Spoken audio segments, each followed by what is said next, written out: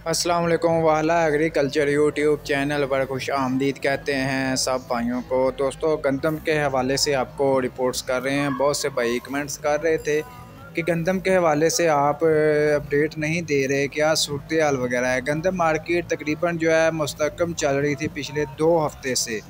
तकरीबन जो है कल से एतवार से लेकर पिछले 1 2 दिन से जो है गंदम मार्केट में थोड़ी सी मंदी देखने को मिली है। 40 से 50 रुपये तक जो है गंदम के रेट्स गिरे हैं।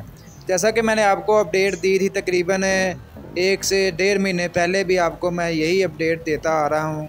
फ़िलहाल मार्केट मुस्तकम रहेगी, 40 50 ऐड होंगे।